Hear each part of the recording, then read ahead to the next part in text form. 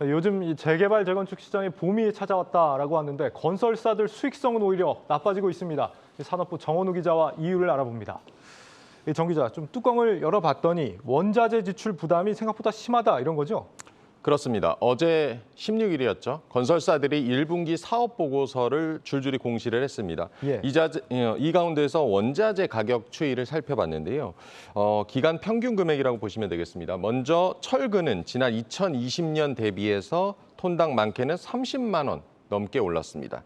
대체로 2020년에 톤당 60만 원대였거든요. 올해 1분기에는 100만 원이 넘는 곳도 있습니다.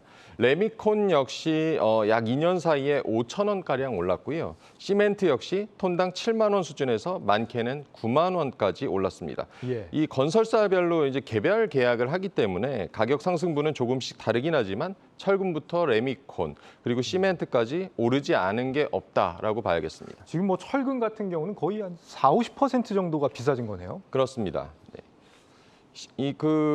원자재 가격이 굉장히 그동안에 사실 코로나로 인해서 이제 공급망 불안이 있었기 때문에 계속 원자재 가격이 올랐었는데요. 건설 현장에서 가장 많은 비중을 차지하는 것이 철근과 레미콘입니다. 이 두 원재료의 가격 상승폭이 앞서 말씀드린 것처럼 심각한 수준이기 때문에 이런 좀 비용 걱정이 있는 것이고요. 예. 건설사 관계자를 취재하면서 얘기를 들어봤습니다. 사실 지금의 원가 상승 부분, 좀 전에 말씀드린 1분기까지의 상승 부분은 아직 실적에 본격 반영되지도 않았다는 거고요. 1분기 실적은 그나마 선방한 것이다. 그리고 예. 올해 2, 3, 4분기의 경우는 솔직히 자신이 없다라고까지 얘기했습니다. 1분기 실적이 어느 정도나 나왔습니까?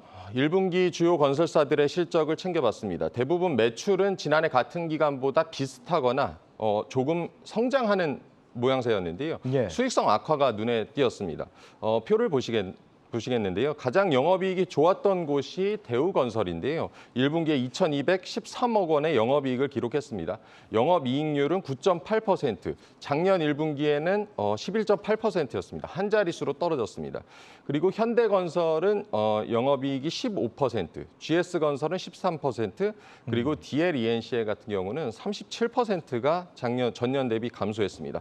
건설사들의 1분기 매출이 지난해와 거의 비슷한 수준이거나 나아졌지만 수익성이 하나같이 떨어진 모습을 확인할 수 있습니다. 그렇군요. 비용이 늘어서 수지가 안 맞는 상황이다 이런 건데 2분기 이후에는 더 자신이 없다고 본다고요? 그렇습니다. 결국 실제 이제 코로나 사태로 글로벌 공급망 불안이 시작되면서 비용 상승 이슈가 나온 지는 꽤 됐습니다. 예. 그런데 이 러시아 우크라이나 사태가 3월에 시작됐기 때문에 아직 이 불안이 본격적으로 반영되지는 않았다라고 보는 게 맞을 것 같고요. 예. 앞으로 그만큼 이제 원자재 가격이 더 상승할 수 있을 가능성이 높다는 것이죠. 그리고 건설사들은 통상 이제 연간으로 철근이나 레미콘 계약을 하는데 앞으로 도입하는 자재 가격은 당연히 인상된 가격에 계약할 수밖에 없을 겁니다. 예. 실제 대우건설이 이번에 공시한 자료를 보면요.